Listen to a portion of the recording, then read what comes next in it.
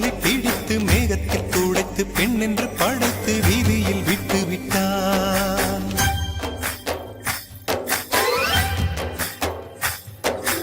இப்படி இன்னொரு பெண்மையை படைக்க தன்னிடம் கற்பனை தீர்ந்ததை எண்ணித்தான் பிரம்மனும் மூர்ச்சையுற்றான்.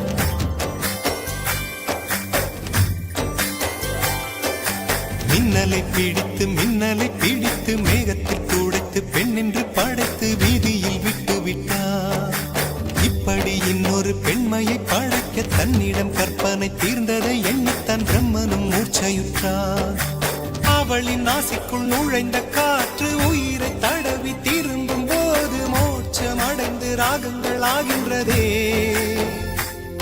ஓஹோ, மழையின் துளிகள் அவளை நனைத்து மார்பு கடந்து இறங்கும் பொழுது முக்தி அடைந்து முத்துக்கள் ஆகின்றதே. மின்னலை பிடித்து மேகத்தில் துடைத்து பெண் என்று படைத்து வீதியில் விட்டு விட்டார்.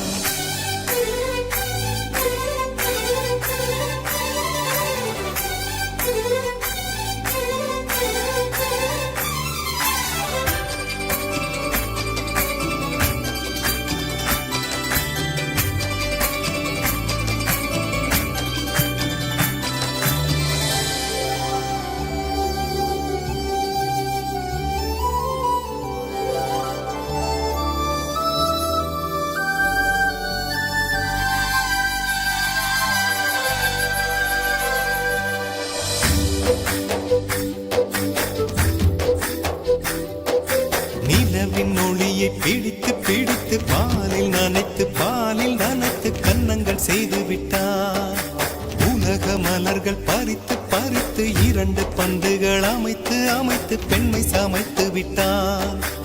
அழகு என்பது ஆண்பாலா பெண்பாலா என்பதில் எனக்கு சந்தேகம் தீர்ந்தது. அழகு என்பது நிச்சயம் பெண்பாலடா. கவிதை என்பது மொழியின் வடிவம் என்றொரு கருத்தும் இன்று உடைந்தது. கவிதை என்பது கன்னி வடிவமடா. மின்னலை பிடித்து மேகத்தில் துடைத்து பெண் என்று படைத்து வீதியில் விட்டு விட்டார்.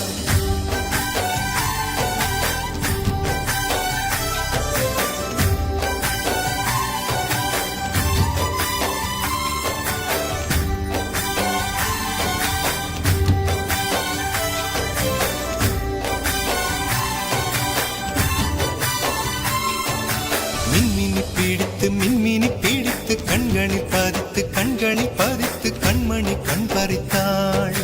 தங்கத்தை எடுத்து அம்மியில் அரைத்து மஞ்சளாய் நினைத்து கண்ணத்தில் குழைத்து ஜீவனை ஏன் எடுத்தாள். காவித்துறவிக்கும் ஆசை வளர்ப்பவள், அருகம் புல்லுக்கும் ஆண்மை கொடுப்பவள், பெண்களின் நெஞ்சுக்கும் பித்தம் கொடுப்பவளே.